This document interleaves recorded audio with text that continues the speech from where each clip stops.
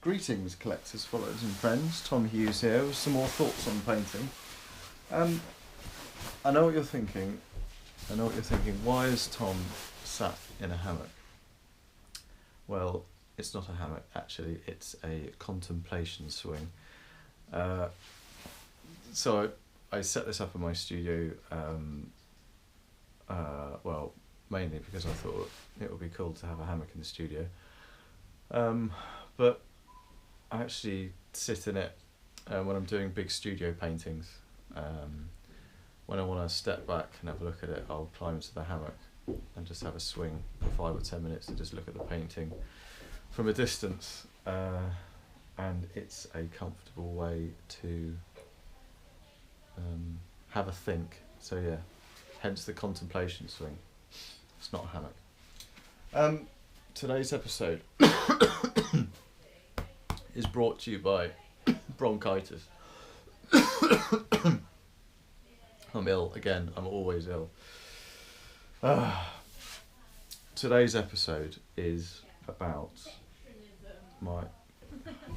Can you hear people outside? This is one of the things about having a shared studio. You'll have to apologise. I have to apologise for my cough and the noises. We'll get through the episode. Don't worry. Today's episode, we are going to be talking about my early work.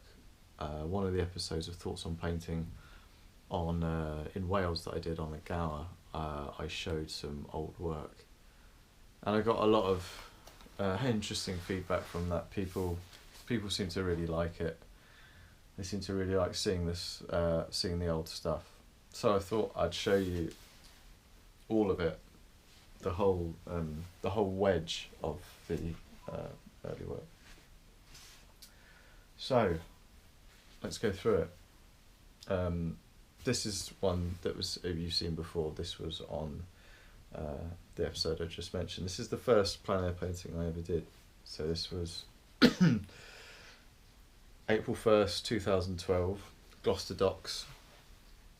And it was absolutely freezing. I didn't have the right clothes. I just had a pair of jeans, t-shirt, jumper and a thin coat and a beanie, and it was nowhere near enough. You know that cold to your bones feeling that you sometimes get when you stand still outside. Well, I had that big time with this. But it was amazing, incredible, to be painting outside on location in oils for the first time. Yeah, it was just wonderful. You probably can't tell what this is. It's a really weird sort of building. This is a wooden. This is like a wooden part of the building that sticks out, and this is a brick building, and it's on stilts, the wooden part. And I think because it's the docks, boats could come here and load and offload through holes in the front of this thing, through this hatch here. I think this burnt down a year or two ago, which is really sad. You could look it up on Google. Amazing looking place. So yeah, that's my first ever one. Lots of pure white here in the sky. Pure white here. Very, very sort of crudely rendered. Perspective's well off as well. Drawing's not great. But I kept all these because they mean the world to me, because they were such an exciting thing. You can never repeat that. You can never repeat the excitement of doing something for the first time that you really enjoy. You can never get back there, you know, like gamblers say, they're always chasing the feeling of the first big win. I feel the same with plein air painting. You can't recapture it, because you can never go back to not knowing anything about painting. You can't forget sort of how to mix colours, so that that feeling of being totally sort of out of your depth but really interested is magic. That's the first one. The second one was still Gloucester Docks. This is a canal boat, block of flats. I mean, I think this is kind of hideous, but the drawing's a bit better on this one. I've done a little bit of drawing from life before I started Plein Air. Did some life drawing. I've got to stop swinging. I did some life drawing at night classes when I was about 17, and then I did a little bit of life drawing on my illustration degree at university, but very, very little drawing from life before I started doing this. So there was a lot to learn, everything to learn. I hadn't painted. I barely painted either, so everything I'd done, all my artwork, because I was an illustrator for 7-8 years before I started Plein Air painting. All my colours were done mixed on, computer, on Photoshop or Illustrator. So I had a sense of what colour palettes that I liked, what colour groups that I liked, but I didn't know how to mix them with just pigments and paint. And I didn't really know much about drawing from life or anything, so it was a real so that's the reason really that I started doing Plein Air, because I was a full-time artist, I was a full-time illustrator, and I felt like I'd basically missed out completely on a traditional classical training, and I didn't want to go back to uni, I didn't want to enroll in any courses, I just wanted to get out there and do it, so I did. This is maybe a couple of weeks later. Frampton, I think this is. Frampton-on-Severn, I can't remember. It's a river, some power lines. The power lines are scratched back through the paint with the end of the brush. That's something I still do actually, so that was sort of maybe an instinctive thing to try and do, an instinctive reaction to how to solve the problem of getting a thin line. And you don't want to paint like a light grey straight into a wet white sky, so that actually was quite reasonably effective. So crudely rendered though, the brushwork very sort of chunky, paint very thick. I don't think I'm using I don't really think I'm using any medium. This is all buttery, thick paint, not particularly diluted. I quite like that. I mean, it's okay. But yeah, compositionally, I think that one's okay. So I guess this one's the same day. Maybe a bit further up. Maybe a bit further up the bank. Drawing looks okay on the bridge, but the sky, I mean, maybe it was a grey overcast sky, but it's this titanium white painting around. You can see the brushstrokes around the church. I really try and avoid that these days. It looks a bit painting by numbers. Yeah. So there's my phone. Or this as well. What was this? This was my this was my attempt at doing things properly from the off. So this is acid-free archival mount board. So I guess I thought, I wanted the work to still hold up in 1,000 years. So I bought this acid-free, really expensive card, which bends and warps, which MDF doesn't do at this size. But it's primed with acrylic, gesso, and stained with ground, which is still pretty much exactly what I do now, as far as the staining goes, and the colour's not far off what I do now, so things haven't really changed that much in that respect. This, I think, is the worst painting I've ever done. This is like an A road going over a bridge on the edge of Gloucester Docks, and this is some horrible grotty bank which happened to have some wild flowers growing on it. Sort of stormy skies, but I genuinely think this painting is truly hideous in every single respect. It's got no depth. I think the colours are disgusting. The brushwork's horrible. It's compositionally boring. It's badly drawn. It's flat. It's lazy. Which is part of its charm, so I'm never getting rid of it. I'm never getting rid of any of these ever.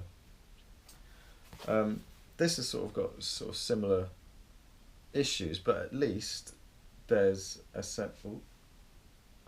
It's a problem with hammocks; they don't stop moving. Sorry, contemplation swings. At least there's some depth to this. You've got the Malvern Hills in the background, purple. Again, I guess, yeah, overcast day. But, so the classic beginner mistakes, these lurid greens. The intensity, the saturation or the chroma of these greens would be more forgivable if it was a bright blue sky. But on a grey day like this, the chance of the greens being that bright and saturated, I would say, are quite low. So, yeah, some problems there. But getting better. At least I've observed the aerial perspective of the bluing you get at distance. Excuse me. That was a bit later. I'll put that back. This was a trip to Wales.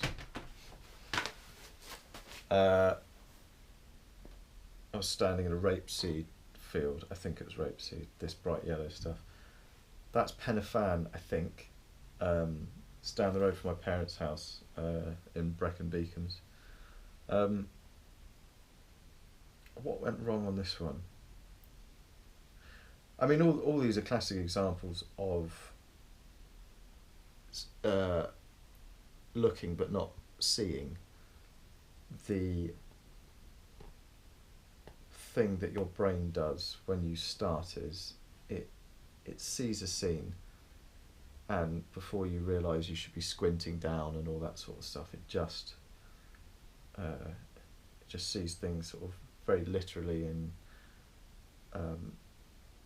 you're not making judgments of tonal relationships. Like, I can almost guarantee that these tonal relationships between the sky and this mountain are completely wrong on this painting. And my goal from the start was to paint as realistically as possible, so the painting would look exactly how it looked if you were stood there. That's always been my goal, and I think always will be my goal. Capture a day as it is, and this is a failure to do that. But actually no, I don't like, I like almost nothing about that one. You have to be really harsh on yourself when you're learning, otherwise you never get anywhere. If you're satisfied, you stop progressing. This was I think the same spot, looking maybe 90 degrees to the left. Some interesting sort of cloud shapes.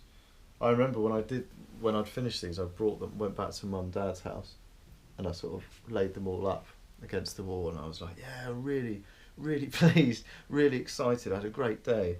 And my dad sort of rubbing his chin and going, yeah, he didn't know what to say, obviously, because I assume he wasn't that enamoured. He likes my work now, though, so yeah, this is, I mean, there's no thought or consideration given to the texture or shapes of any of the sort of surfaces that I'm trying to render with paint. So the tree is given the same treatment as everything else, really. It's just sort of blobs, which don't read particularly well. There's no sort of extra info of my brain isn't interpreting that blob as fine twigs. It's just saying blob, but I guess it's a tree. Unacceptable. So yeah, you learn, you live, you learn. This is Talabont Reservoir, I think. But, you know, if you're painting in, let me just say this is going to be April, late April maybe. It's cloudy a lot of the time in Wales, so we still haven't got to a blue sky day, I don't think. I was biting off more than I could chew with these. 12 by 10, I think in hindsight, way too big to start with. If you're spending your time panicking about covering the surface, that's not where your energies and focus should be. Your focus should be on, have I mixed the right colour and have I put it in the right place? Not, I've got to cover this whole board in 90 minutes. So I think I should have been painting 6 by 8 and not thinking I have to get 12 by 10 cracked because I want to sell them at 12 by 10. I should have started very small with absolutely no notions of selling anything for at least 6 months, absolute minimum, and just focused on accuracy. Multiple paints, so maybe doing 10 paintings in a day, but all 6 by 8. I think I would have learnt quicker if I'd done that. Where was this? Can't remember. Wales again, I think. Yeah, it was. This is up the road from my parents' house, standing at a gate, I think, looking over to the distant hills. I think these are the Black Mountains. This, I think, is some attempt at a sort of Jeremy Lipkin-esque, half-finished, but the brushwork tells so much of the story type effect. If you do a Google image search of Jeremy Lipkin, maybe Jeremy Lipkin landscape or something, there was a painting he did. It's really, really good. It was a quick plein air sketch, and it's like the angle is like this, the horizon angle is like this, and there's a slightly stormy sky, and it's very, very rich green in the foreground, and I think I was just trying to copy that basically. Not as successful when I tried it, unfortunately. Okay. That's a bit later. This is probably the second worst painting I've ever done. I really dislike this, but obviously again, which means I love it because it's awful. It's just so flat. It's just so completely lacking in depth. Again, crudely painted. This tree is. There's just so much wrong with it. Sort of, nothing looks like anything. It's just sort of horrible dabs. Yeah. Must try harder on that one, Tom. Moving on. I think this is a place called Pershaw. Maybe about an hour's drive near Cheltenham, I think. All this lovely blossom was falling off the tree and onto the ground, which looked really, really beautiful when you were stood there, and I almost entirely failed to capture that beauty. But I had a great time doing it. This is a sign. This is like a wooden awning. That orange lump is a rubber ring, well, not rubber ring, one of those life rings that you throw into the river if someone's drowning. I think that's a bench. Yeah, and this is all blossom and the shadow of the tree and the light hitting the path. I thought I'd nailed it. I remember painting this, like my heart beating, being like, oh my god, I've captured it. I've really nailed this. Yeah.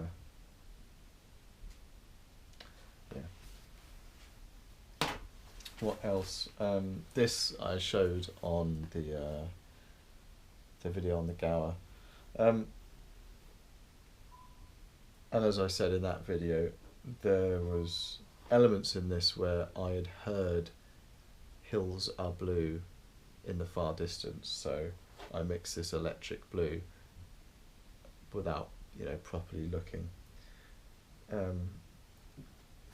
I'm quite an excitable, very impatient, sort of hyper person when I get into something, and I think it was too well. So I can use it to my benefit sometimes, but it also, you know, it holds me back in other ways. And I think if I just slowed down a bit more when I was doing these earlier ones, and like I said, painted smaller, I could have thought more about the colours I was mixing. But you know, you can't do it all at once. You have to build up. These are buildings, these are cows, that's a gate. Again, sickly greens. I don't know what I was thinking with the sky. There's these lumps of yellow here. Maybe I was trying to do the sun poking through. Yeah, I do. I actually quite like that blue, but okay, leave that there. This was painted in Dartmoor, and again, I think it's pretty horrible, very lurid. This was I sat in the boot of my car when I did this. It was raining, as it often is in Dartmoor, and it was very misty, and it looked like a classic, like Richard Schmid scene of this chocolate boxy cottage. The scene looked amazing, which is why I tried to paint it. I didn't get it, as you can tell, but yeah, really enjoyed doing all of these. So exciting to go out, and it's bringing back lovely memories for me to look at these. All really good memories. Yeah, you're sort of feeling how you felt is completely frozen into all of these. I can remember doing them and where I was in my life at the time. This might be the first ever urban one I did. What is that? I don't know. Subaru Outback or something. Telephone box. But there'd be a repeating theme over the years. This is the first time, I guess, I'd come across the tricky thing of how do you paint trees when you've got a dappled sort of canopy against a sky. Tricky. I attempted in this instance just to attack it with blobs. Again, this green, it's like lemon yellow and ultramarine. No brown, nothing, no greying anything down, just bang, saturation and everything. But I think it's okay. Well, it's not good, but there's elements in there where I'm starting to, I can tell that it's starting to come together a bit more in my head. Now this one I think is the strongest one out of all of the everything I did in the first 3-4 months or whatever. Not just because it's got a traffic light in it and I like traffic lights. Sort of compositionally, I remember at the time sort of focusing everything on this sort of very sort of dull, innocuous corner of, this is either Cheltenham or Gloucester. I think it's Cheltenham. I think that's Barclays Bank. But I started to look at things not of what the objects were, but the shapes they made. And I wanted to make a painting because the shapes were in the right place, that my head said, yes, that's a nice image, rather than, I don't care that it's a bank, no, you know, or I don't care what the shops are. I'm not interested at all in the objects or what the objects are. It's what shapes do they make, where are the colours, all from a completely, you know, that sort of abstract approach. Does it make a nice collection of shapes, colours, lines and tones? So I was very pleased with that when I did it, and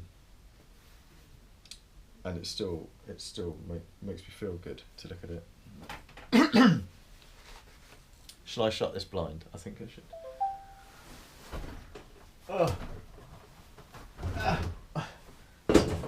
This this isn't going to work.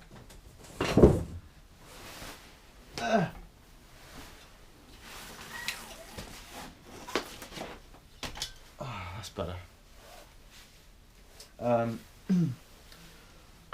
This one is Bristol Suspension Bridge. Clifton Suspension Bridge. I think this is probably the first time I ever painted it, and it was raining, of course. So I was stood under.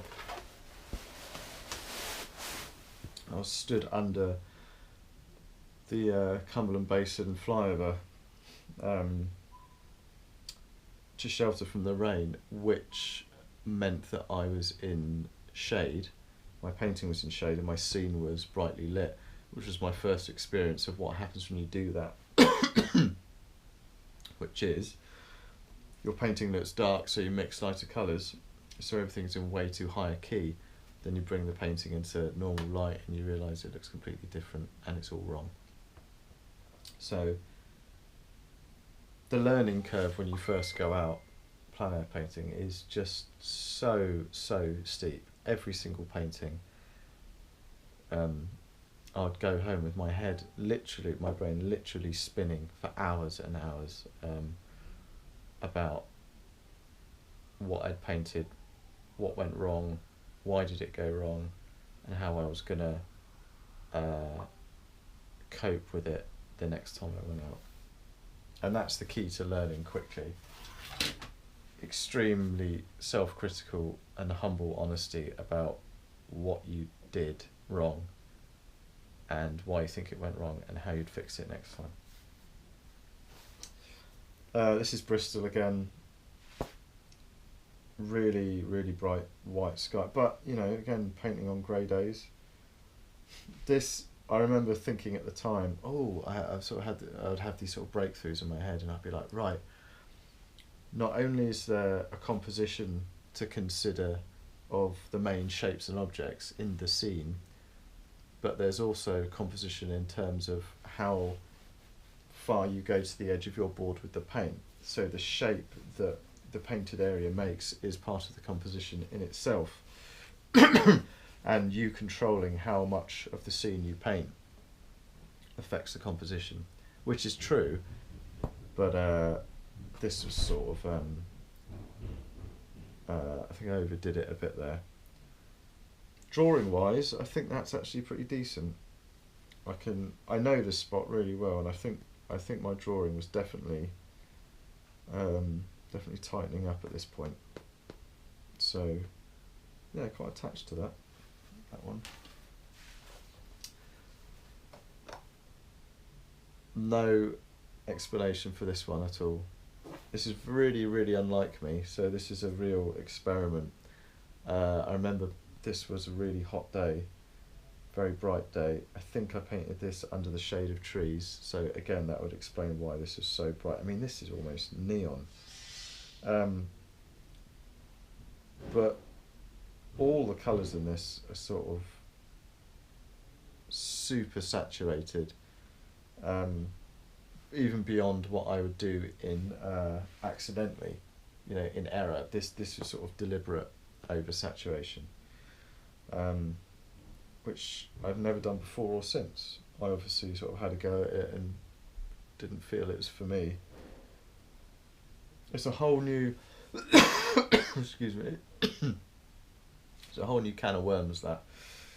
I mean, you talk about a major style change if you go down that road. And I think it's also incredibly difficult to do well, to create a beautiful, harmonious picture by altering what you see to your interpretation of it. Obviously everything's an interpretation, but I paint so literally, you know, I want to be able to flick my eyes between the scene and the painting and it look, you know, bang on. That's the aim. Working like this is completely different in that respect. It's sort of, I'm going to make this super rich and purple, or this acidic pea green.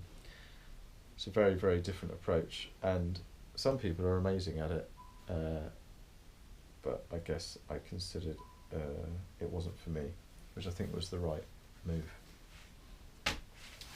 finally, I chose to stop by this one as far as showing you stuff, because I sort of think this was the first time I had done something. This is sort of not a plateau, but I definitely turned a corner. Something had clicked. This is the top of my road. This is in Redland, edge of Cottam and Redland in Bristol. So this is a pedestrian crossing with the sun blasting across it. My son Louis' nursery is just down here. Pelican Crossing, and the sun on the leaves. And there's something about this. I don't know whether it's the fact that there's cars in it. I thought I painted that car quite well. And there's quite a steep hill, so you can't see the whole car, you can't see the wheels. But there was something urban and honest and slice of life. You know, that half an hour of some random day on some random I can't quite explain why, but the way I work now, this was the first time I sort of encroached into that territory and carried on down that path. So this was a real turning point and the end of chapter 1, shall we say, which is all this. I might try and dig out evidence of chapter 2, but to be honest, I actually threw loads of those paintings in the bin because they were better than these, but they were completely wrong. And it's if you read someone's autobiography, the first 2 chapters are always 10 times more interesting than the whole rest of the book combined, I find, because you can never ever replicate the conditions of not knowing what you're doing, or childhood or anything, because it's such a unique mix of lack of ability and unique perspective, and like I said, you can't unlearn and you can't unsee once you've learnt to see and you've learnt technique. So it's sort of a magic time, that first 6 months, and you should cherish it if you're in it and not throw the work away, because I guarantee you won't be able to produce work like that again, even if you wanted to. And you may not want to, but it's a very, very special time. So if you're in that, I envy you in a way, because it's wonderful. And the level of obsession that I had at that stage was sort of mind-boggling. It's all I talked about. Drove my girlfriend mad. It's all I thought about, and it's pretty much all I did. It was just plein air, painting, painting, painting, painting. I'd be driving in the car, looking at the hills. What colour's that? How do I mix that? Or the shadow would fall across the road, and I'd be staring into the shadow, mixing paint in my head, all day, every day, wherever I was. It was constant, 7 days a week, and I'd lie in bed mixing colours.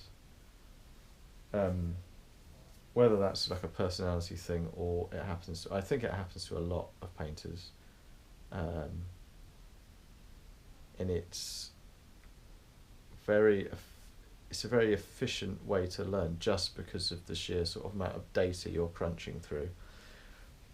You're just going to make progress if that's your thought process, but at the same time it's kind of mad and very tiring and tedious for other people in your vicinity if they have to listen to you going on about it.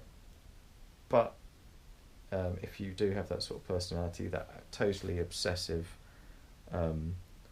mindset, you should learn pretty quick.